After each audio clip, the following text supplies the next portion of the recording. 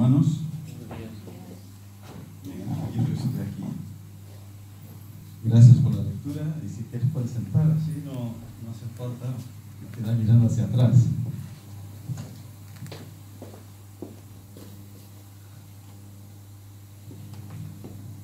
Buenos días, hermanos. ¿Qué tal? ¿Cómo estáis? Veo que estáis muy bien, están bastante calladitos. Pues yo estoy muy contento de poder estar aquí. Yo estuve cuando la iglesia empezó en la casa de Manuel. Estuvimos ahí al principio, que todavía era un proyecto, era un grupo que se reunía. Y por la gracia de Dios, aquí está una iglesia edificada en el corazón de Manresa. Vale. Yo voy a hablar, como el hermano ha leído, el libro de Lucas es una síntesis del Sermón del Monte. Yo voy a desarrollar el tema en Mateo, que es un poquito más amplio, pero permítame explicar un poquito la introducción del tema. El Sermón del Monte describe el carácter del Hijo del Reino, el carácter de los ciudadanos del reino de Dios. Hoy vivimos en una sociedad donde hay una guerra ideológica. Las agresiones físicas son consecuencias de esta ideología que uno intenta plasmar en la sociedad, o por imposición o como sea. De un lado tú tienes el socialismo, del otro lado el comunismo, del otro lado el liberalismo o neoliberalismo, sea como sea, ideología de género. Hay una guerra ideológica en el mundo. Y los cristianos no son extraños a esto todo. Cada uno está intentando vender su ideología. En la educación, en las empresas, todo. De una manera en general, se está intentando dar forma a un nuevo carácter de un nuevo individuo en la sociedad. Y la Biblia no es diferente. La Biblia nos enseña que hay dos ideologías en el mundo. Independiente que la sociedad en que vivimos, hay diversas ideologías, pero todos tienen la misma raíz: vivir separado de Dios. Unos no consideran a Dios, pero tienen el mismo padre como impulsor de las ideologías que piensan aparte de Dios. Y Dios nos presenta la ideología del reino de Dios, y de eso quiero hablar a vosotros. Escuchaba la lección del hermano hablando de lo que tenemos que hacer, de eso, de aquello, ¿no? Y es interesante. ¿Por qué los discípulos actuaron de tal manera? Lucas no conoció a Jesús, no fue discípulo de Jesús. Lucas era asirio, no era hebreo, era un médico asirio. Pero conoció a Pablo. Eso sí. Esto es importante. Fue no solamente compañero de ministerio, sino traductor de algunos libros. Era una persona médico, historiador y científico. Entonces, Jesús, cuando vino, Mateo lo describe como rey. Permítame retroceder otra vez a Génesis 3:15. Cuando el hombre peca, el hombre automáticamente ahora ya está fuera del reino de Dios. Entonces Cristo viene a anunciar que Él vendrá para sustituir al hombre y derramar su vida y resucitar y volver al cielo, y estará a la diestra de Dios. Entonces ahí sí instituye el reino de gracia. Cuando Jesús vino al cumplimiento de los tiempos, Gálatas 4:4, entonces ahora Jesús viene a instaurar su reino. Y para instaurar su reino, Jesús no actúa diferente de los reyes de la tierra. Entonces hace su pronunciamiento. Yo sé que hoy es difícil de entender a los monarcas, porque muchos de ellos no son presentables. El mundo está lleno de autoridades monárquicas que representan muy mal. ¿Vale? Pero el papel aquí no habla de los monarcas de la tierra. Entonces Jesús, como rey, ahora tiene que elegir un grupo para estar con él y hacer un discurso inaugural de este reino de gracia. Jesús sube al monte para orar, trabajar, elige 12.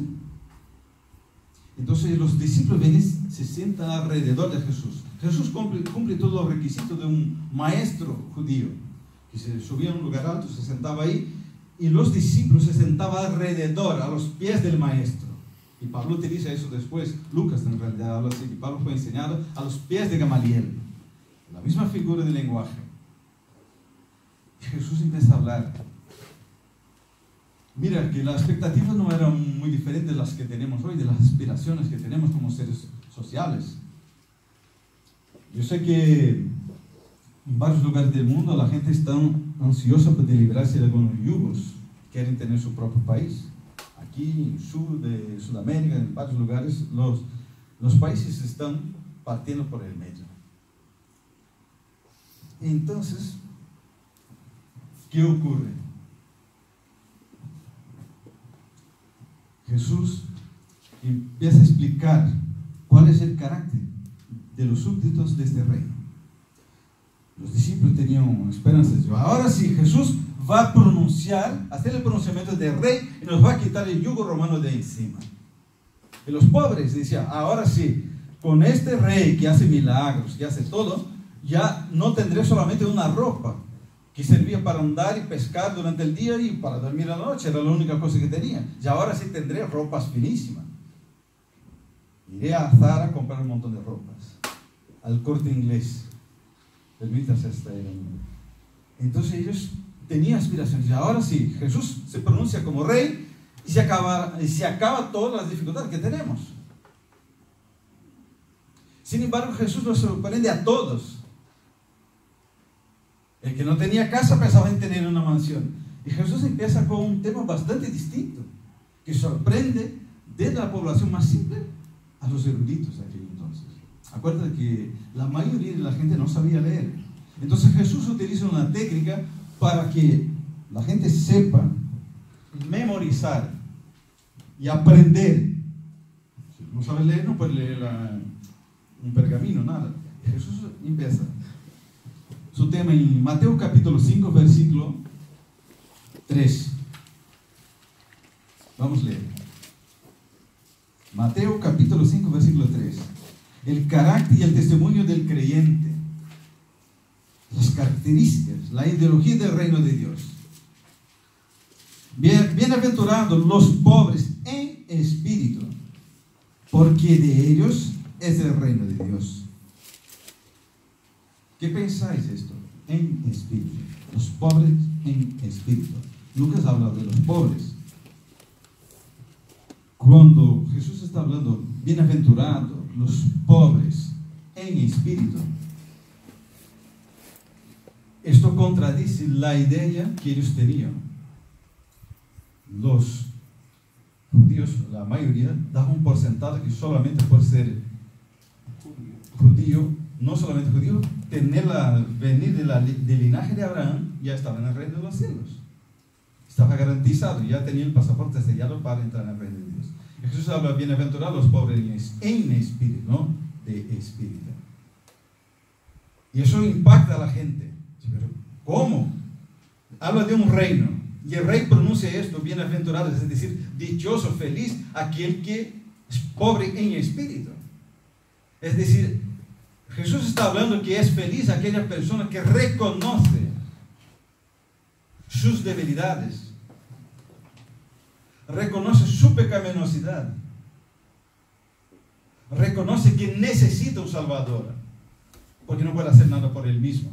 Si alguien puede leer ahí, me gustaría que leyeras Isaías capítulo 57, versículo 15, para entender lo que estamos hablando. Y eso no solamente impactó a algunos, sorprendió, y a otros les molestó mucho. Isaías 57, versículo 15. Puede leer, hermano. Porque así dice el excelso y sublime, el que habita la eternidad y cuyo nombre es santo. Yo habito en la altura y en la santidad, y con el contrito y humilde de espíritu, para reanimar el espíritu de los humildes y dar al corazón de los contritos. Y dar vida al corazón de los contritos. Ok. ¿Habéis entendido lo que hemos leído? ¿Seguro?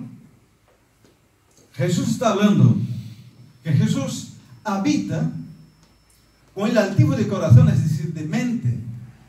Dios no puede ocupar ese espacio.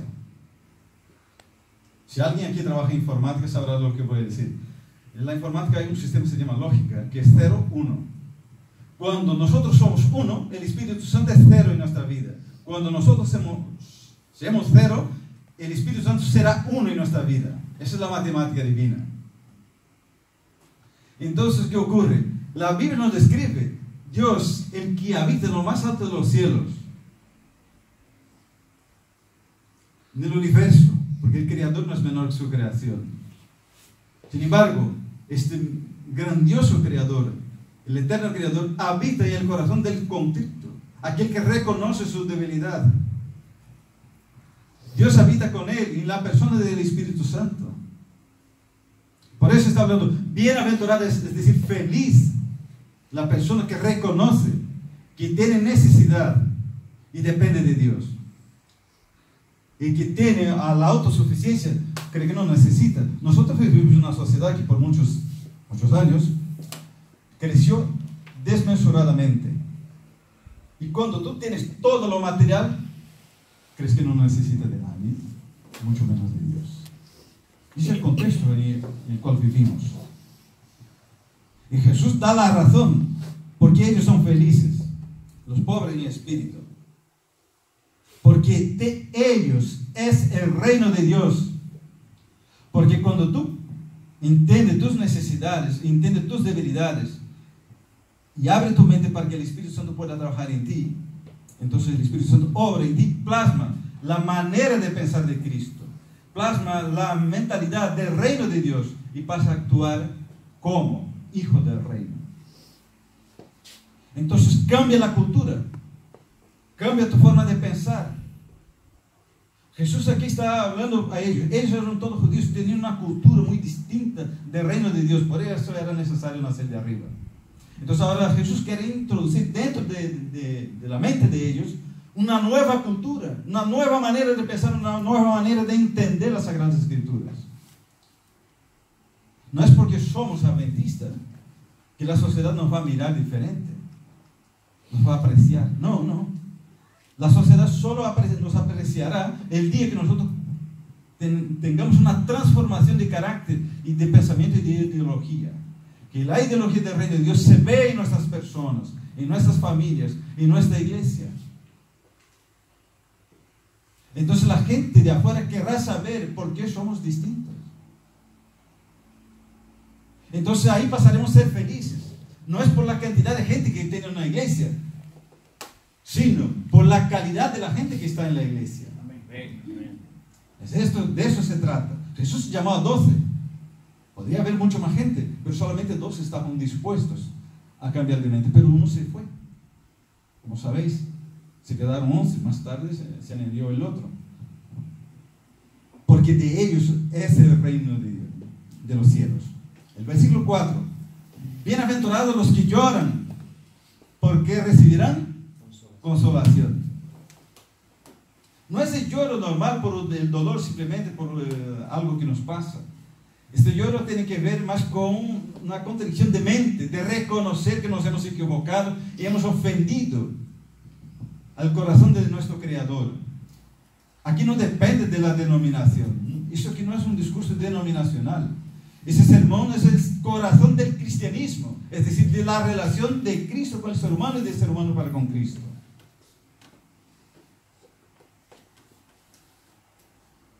Y aquí se trata de la comunión, de esta relación cercana.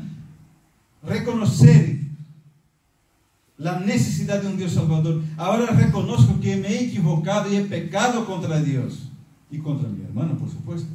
Entonces ahora derramo mi alma delante de Dios, confesando todos mis pecados, como hizo el Salmo 51. David habla. Es muy hermoso este Salmo 51. David no busca excusas. Dice, Señor, yo he pecado porque, ¿sabe? Fíjate bien. Se fue a duchar ahí, Señor. Yo estaba ahí, pero... No, David dice, mis pecados están delante de mis ojos. Yo he pecado contra ti. Solamente contra ti. David confiesa. Y se arrepiente. Ese es el lloro que la Biblia está hablando. Jeremías capítulo 3, versículo 13 y 12. Vamos a leer. Jeremías capítulo 3.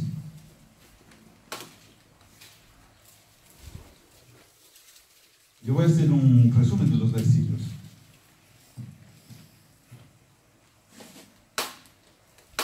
Vamos primero por la parte del versículo 13. Jeremías 3, versículo 13. Reconoce pues tu maldad, porque contra Jehová tu Dios te has levantado. Y el versículo 12, la respuesta. No haré caer mi ira sobre ti, porque misericordioso soy yo, dice Jehová. Isaías 61, 3.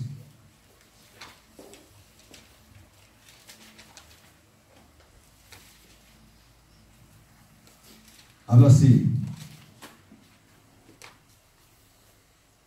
en lugar de ceniza, aceite y gozo, y en lugar de luto, manto de alegría, y en lugar de espíritu angustiado serán llamados árboles de justicia. Volvamos al sermón del monte. Bienaventurados los que lloran. El que reconoce su estado, su condición, Dios promete darle alegría. Y eso lo hace feliz. Y Jesús da la razón por qué esta persona es feliz, porque recibirán consolación. Porque aquel que confiesa, derrama su alma delante de Dios sin justificarse, el Espíritu Santo trata de consolarlo. Le trae a la mente el perdón para vivir en paz con Dios. Y un mundo tribulado, un mundo de muchos problemas, con guerras ideológicas, pero ahora este que reconoce que es pobre de espíritu, que llora, derrama su vida donde Dios, pasa a ser transformado. Porque el sermón del monte es para transformar la mente de la persona. Jesús está trabajando en esto. Fíjate bien, si la Biblia tuviera otra propuesta, no sé, configurar la mente del ser humano. Muchos les gusta hacer un montón de shows en la iglesia para que atraigan más personas. Si fuera así, Dios hubiera dado la Biblia en forma de partituras. Pero la Biblia está escrita con lenguaje humano, con errores, con imperfecciones del lenguaje humano. ¿Para qué? Para que penetre en las avenidas del pensamiento del ser humano y cambie su forma de pensar. Para que el ser humano pase a pensar como Dios, entender los pensamientos de Dios. Porque la Biblia es la traducción del pensamiento de Dios al pensamiento humano. La Biblia no está para leer en tercera persona, la Biblia está para leer y sacar principios para nuestra vida. Cuando nosotros nos relacionamos con la Biblia, ahí entendemos lo que Dios quiere para mí. Y cuando estudio el sermón del monte me doy cuenta de lo lejos que estoy del verdadero cristianismo. Jesús sigue en el versículo 5. Bienaventurados los mansos, porque recibirán la tierra por heredad. Es Salmo 138, versículo 6. Salmo 138, versículo 6.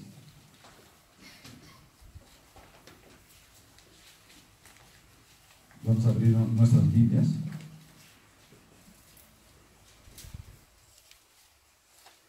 Porque Jehová es excelso y atiende al humilde.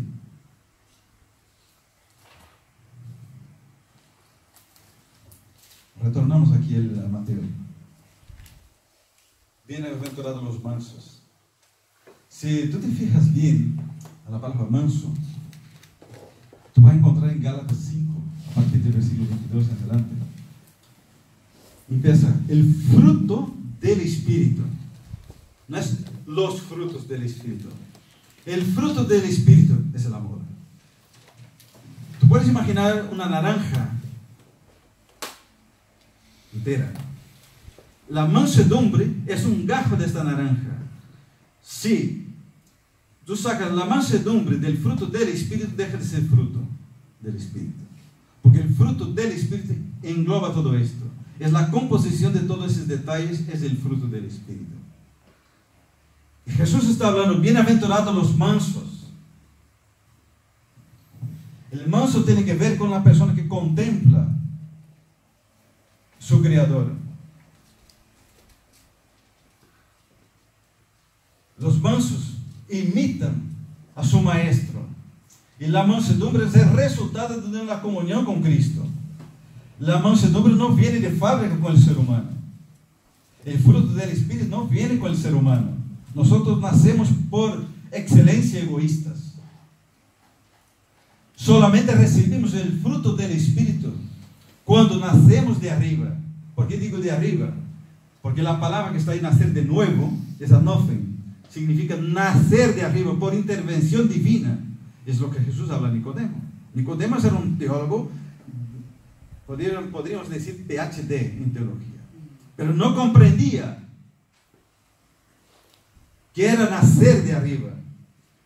Yo puedo dominar toda la Biblia, conocer toda la gramática bíblica, toda la historia bíblica, pero si no tengo una relación con Cristo, es una religión teórica, no sirve para nada. Lo que Jesús está explicando en el Sermón del Monte, que la verdadera religión es tener una relación con su Creador. El verdadero conocimiento es conocer a Dios, el verdadero, y a Jesucristo. Eso es la vida eterna.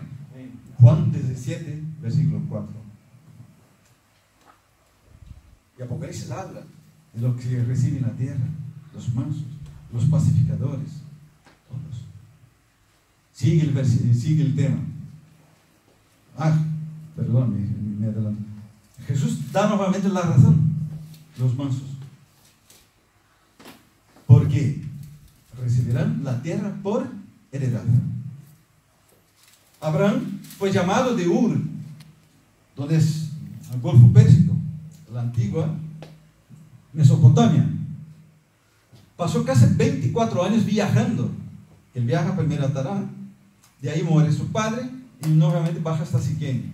24 años después, Dios cambia el nombre de Abraham, que es la conversión de Abraham. Entonces ahora ya no es Abraham, el padre de una grande nación. 24 años después de relacionarse con Cristo.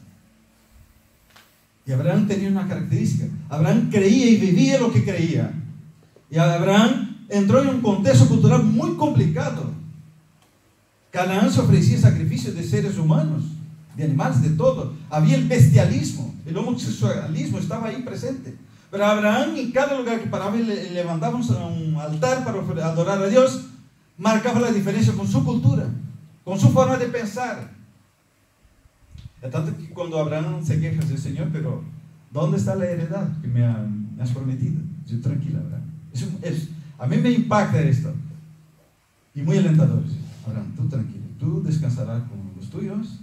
400 años después, los tuyos heredarán la tierra.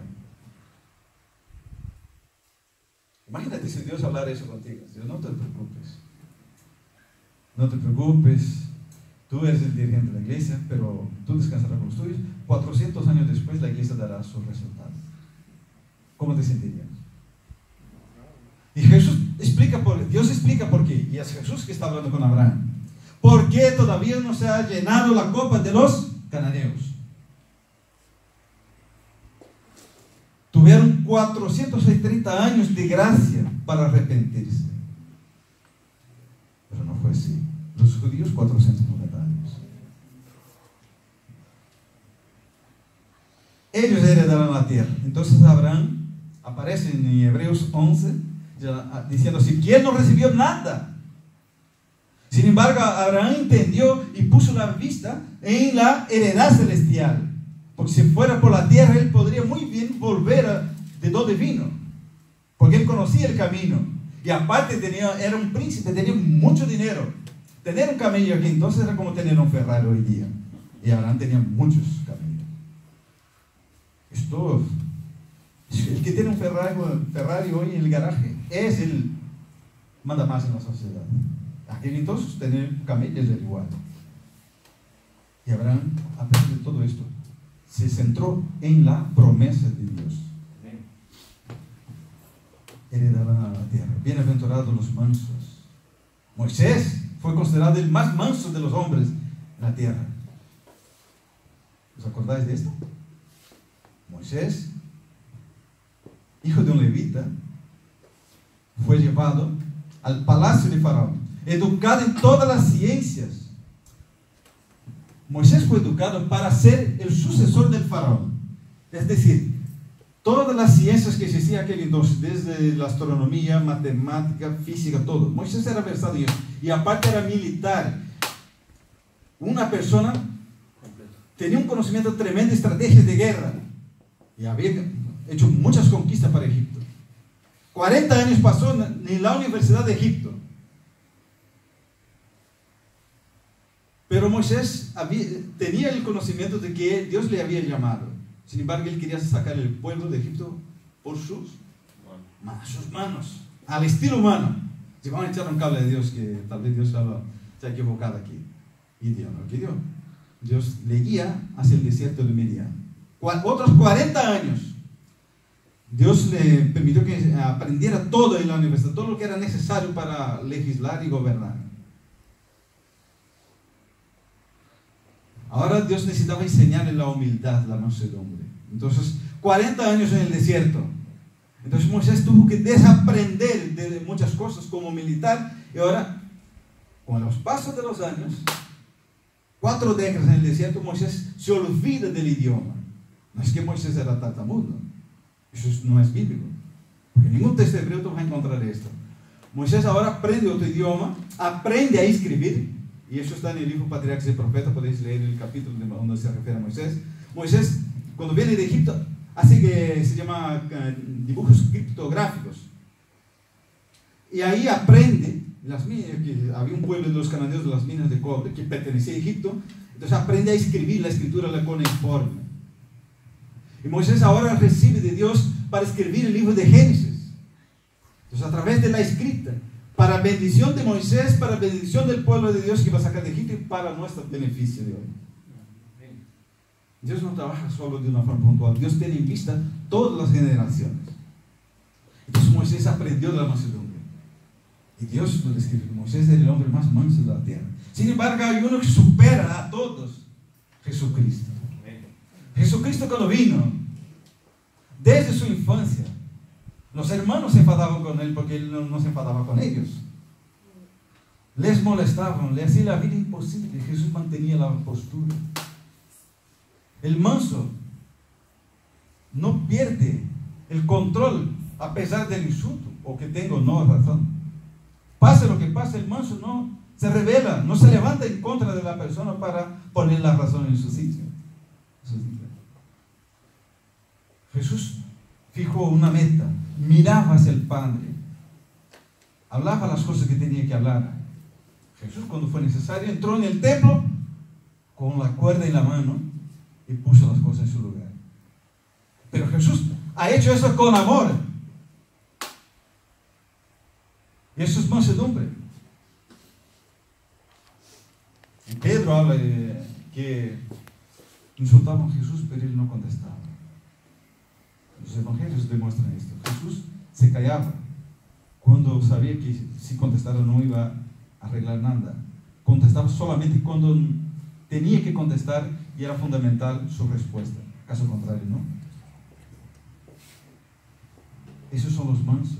Lo que Jesús está hablando aquí, porque aquí estaban sentados los propios discípulos. Pedro era del grupo de los celotes, es decir, que predicaban Mesías a través de la violencia. Podéis entender los musulmanes hoy.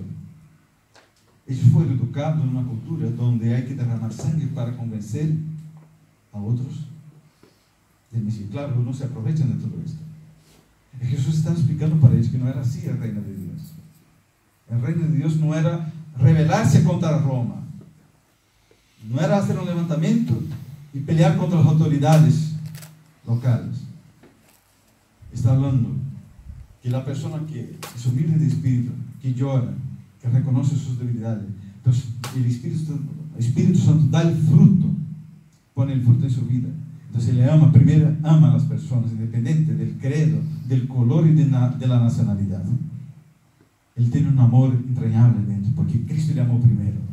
Entonces él entiende que siendo injusto, Dios le amó y Dios le salvó. Entonces ahora este amor le lleva a la mansedumbre. Ese es el carácter del Hijo del Reino. Y Jesús da nuevamente la razón. ¿Por qué? ellos recibirán la tierra por heredad. Cuando tú aceptas a Cristo, tú pasas a vivir el reino de Dios, ahora el reino de gracia. Cuando Cristo vuelva por segunda vez, que la tierra sea restaurada, como está en Daniel, los santos de Dios recibirán la tierra. Y en los santos está hablando de ti. Los santos son personas que fueron apartados en el mundo, es decir, en la cultura del mundo, para vivir la cultura de Dios. Y para que la cultura de Dios pueda impregnar a la sociedad, causar un impacto tremendo. Podemos ser pocos aquí, pero si realmente vivimos a Cristo, vamos a causar un impacto tremendo en Manresa. La gente querrá saber por qué somos distintos. Tal vez nosotros seremos la única Biblia que todos los habitantes de Manresa leerán en su vida. ¿Cómo si la única Biblia? Porque las vidas transformadas no tienen oposición. Una vida transformada no hay cómo discutir. Y ellos se fijan en nosotros. Porque lo que hablamos, si realmente vivimos lo que hablamos, lo que predicamos. Muchos llegaron al reino de Dios solamente por eso, por nuestro testimonio. Por la cultura que hemos vivido y vivimos del reino de Dios. Y esta felicidad está porque estamos seguros que lo que Cristo preparó para nosotros es una realidad y se va a cumplir. Amén. Nosotros no vivimos una utopía. Esta ideología del reino de Dios no es una utopía, no es como el comunismo. Tú lees todos los filósofos, a mí me gustan los filósofos, tú puedes leer desde Platón, la República, que es el fundamento del comunismo. Platón hablaba que la sociedad, para ser una sociedad igualitaria, no podría tener matrimonios. Al que ha leído el fragmento de la República, habla así, que los hijos, las mujeres tenían que relacionarse con los guardianes, y los hijos no conocerían a sus padres, entonces no conocerían el egoísmo. Entonces pasarían por las escuelas de filósofos. El marxismo ha hecho lo mismo. Intentó acabar con la diferencia de clase, pero se olvidó que el ser humano está construido de anhelos y deseos. Aumentó la diferencia de clase, entonces ahora, como no hemos podido por la economía, entonces vamos por el sexo. Es lo que está en boga hoy día. Es la ideología así. Entonces la gente se rebela de todas maneras. Tú puedes mirar en la sociedad, la gente está casi loca. Y la mente postmoderna no entiende esto. La mente postmoderna no cree ni en la religión ni en la ciencia. Ella quiere saber qué es de tu vida. No quiere rodeos. Quiere que tú seas práctico, directo. Si vives lo que predica, entonces te acepto.